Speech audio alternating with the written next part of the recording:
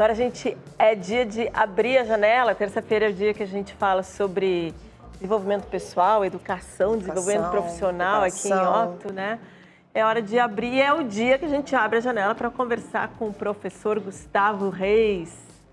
Pessoa mais outra coisa que eu conheço dessa área de educação. Tudo bom, Gustavo? Boa noite. Eu não sei se isso é bom ou ruim, Tânia, se é a pessoa mais outra coisa que tu conhece. Eu acho que isso é ótimo, né, Gustavo? Se outra coisa... um pouco mais a respeito disso. Não, cara, se outra coisa é ser...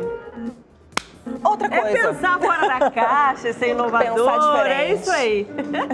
Bom, hoje é um dia que a gente fala justamente disso também, né? Exato. A gente disse antes de pensar diferente, de se preparar de maneiras diferentes para o que vem pela frente. Hoje é um dia em especial aqui em Octo, Gustavo, que a gente fala também de preparação, pensando na área da tecnologia, pensando na inovação. Fala pra gente o que está acontecendo contigo agora, você está em viagem, né? Fala um pouco pra gente o que está rolando. Sabe como é que é? Nada para Octo. Isso é muito importante da gente registrar, né? Eu estou em Curitiba desde ontem, vocês que estão, o pessoal que acompanha as janelas aqui, já é a terceira janela, deve ter reparado que, diferentemente do que sempre acontece, eu não estou no Espartato, né? Eu não estou na escola. Eu vim para cá dar algumas palestras entre hoje e quinta-feira, Aí, heroicamente, encontrei um canto no lobby aqui, inclusive, se vocês estiverem ouvindo uma trilha sonora, um piano clássico, inclusive, um clássico muito sofisticado, diga-se de passagem. A culpa é minha. Tem um sujeito tocando piano aqui no lobby, mas é muito agradável. Eu me afastei o máximo que eu podia dele, então eu espero que não atrapalhe o nosso papo, mas, enfim, desde já peço desculpas aí por não ter encontrado um lugar melhor para a gente poder conversar hoje. Tudo bem, está elegante a nossa conversa. Sofisticado. E aí, Gustavo, quem traz novidades para a gente hoje na área de educação, inovação, ensino, pesquisa? Na verdade, sabe, hoje de manhã eu estava explorando alguns temas nas minhas palestras, Daniel e Carol, que foram temas inéditos, quer dizer, não inéditos sob o ponto de vista deles estarem sendo colocados na rua, mas foram inéditos nas minhas palestras, né? Como vocês sabem, mas nem todo mundo caso imagino que saiba, eu tenho também uma trajetória de palestrante, que já vem desde 2013 com mais consistência, e eu costumo falar não só sobre temáticas relacionadas à educação. Lógico, eu sempre tento fazer links com o mundo da educação, mas não necessariamente converso com instituições da área, com pessoas ligadas a instituições da área de educação. É o caso dessa viagem aqui, inclusive, em que eu vim falar para o pessoal da Volvo, que produz aqui em Curitiba, nos arredores de Curitiba, caminhões e ônibus principalmente, né? Que aliás é um mercado que está super impactado pela crise, né? Exatamente. O mercado de veículos automotores. Então eu vinha pensando, e uma das coisas que eu resolvi elaborar com eles durante esses 40, 45 minutos que nós passamos juntos hoje de manhã, foram as mudanças em termos de como empresas podem se relacionar com os seus consumidores. Vocês talvez tenham acompanhado cada vez mais as pessoas têm tratado vendas como o customer service antecipado, como suporte ao consumidor antecipado, né? E aquele pitch tradicional de vendas que a gente, né, de receber ligação, então quem nunca passou por isso, né? Receber uma ligação num sábado de manhã de alguém tentando te vender alguma coisa. Exatamente. Passamos, né? É corriqueiro. Isso, e spam e essas coisas todas. Então existe todo um movimento hoje em dia de pessoas tentando fazer com que as cabeças, né, as pessoas que tomam decisão dentro das empresas entendam que esse modelo inclusive baseado muitas vezes em mídia tradicional, em mass marketing de massa, ele está sendo aos poucos substituído por um modelo que prevê 3 pilares, e é muito bacana, aliás, eu estou conversando isso com vocês, porque são 3 pilares que muito nitidamente norteiam o que vocês têm feito diariamente em Octo, e eu pessoalmente me orgulho de participar agora uma vez por semana com vocês, né? Esses 3 pilares são, primeiro, conexão.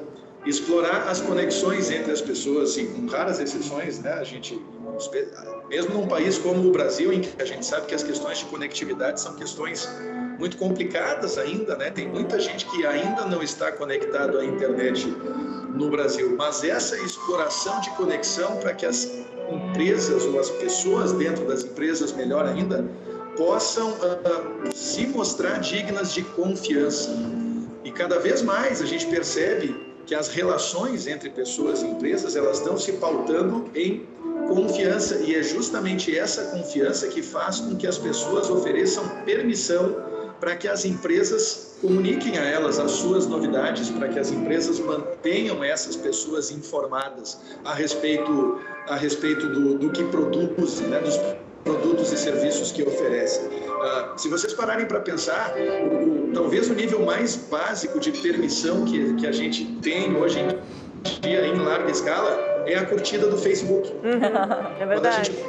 Quando a gente curte uma página de uma empresa no Facebook, a gente está dando um endosso para essa empresa, é claro, mas mais do que isso, a gente está autorizando aquela empresa a participar do nosso timeline, a participar do nosso feed de notícias, né? O que é talvez a maior declaração de confiança que uma pessoa pode dar em relação a uma empresa, em relação ao que essa empresa oferece. Esse tema foi um tema muito legal, eu falei hoje de manhã, só para vocês terem uma ideia, para pessoas que são do ramo de transportes, que fazem transporte rodoviário nacional. E essas empresas normalmente são empresas familiares, são empresas que têm muitos anos de história, e muitas histórias interessantes do tipo ex-motoristas de caminhão, ex-motoristas de ônibus, sabe?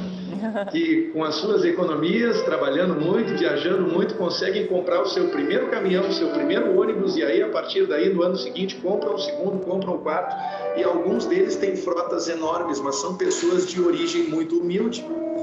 E, consequentemente, são pessoas que não estão ligadas nesse movimento, que para quem respira isso, como a gente costuma, pelo menos, tentar fazer, se manter atualizado, é super bacana de testemunhar, né?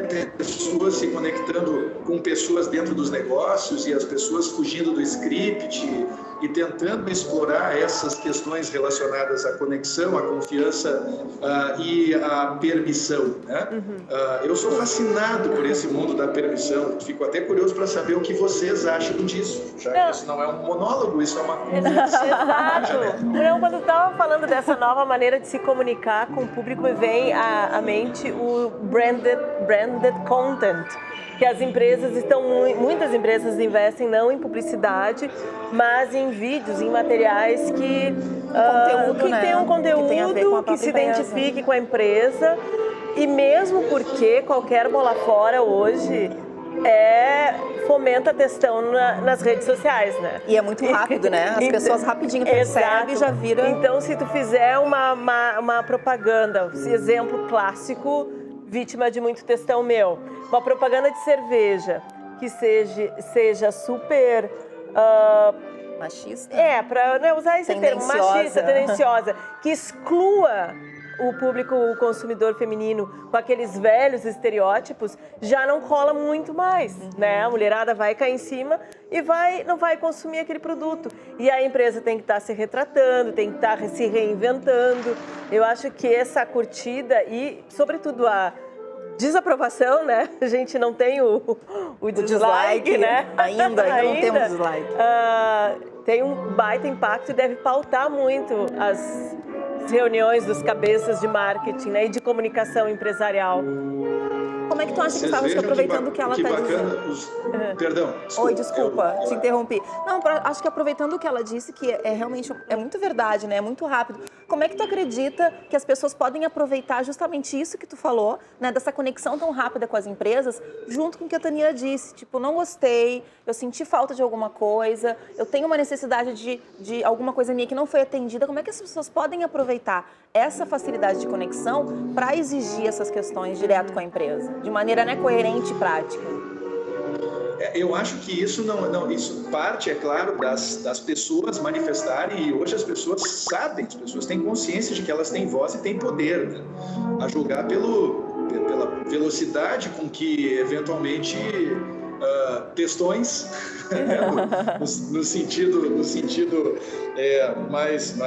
mais comum hoje em dia da palavra, costumam se propagar, especialmente isso, eu queria ter umas referências mais sólidas para passar para vocês, mas eu já li a respeito disso, não me lembro exatamente de mais detalhes, especialmente quando esses textões estão associados a situações em que houve algo negativo.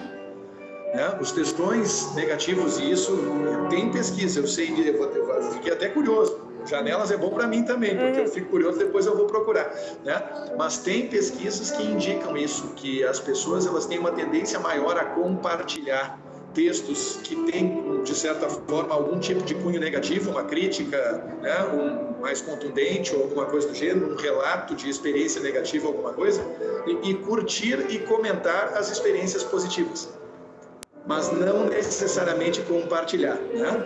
E tanto isso é verdade que recentemente vocês devem ter reparado, o Facebook ele expandiu as maneiras como as pessoas podem reagir diante dos posts, o que sempre despertava um certo, digamos assim, um certo mal-estar quando, por exemplo, alguém estava anunciando que um ente querido de sua família havia falecido e as pessoas iam lá e curtiam, né? Sim, confuso, né? Exato, Aquilo era um negócio estranho, porque a curtida é simplesmente algo do tipo, ela passava a ter, imagino, nesse momento, uma função do tipo, ó, eu te ouvi, eu estou contigo, eu te apoio nesse momento difícil ou alguma coisa. E agora a gente pode se declarar triste, pode se declarar surpreso, pode se declarar, quer dizer, revestindo, né, essa resposta com um nível um pouco mais granular de emoção.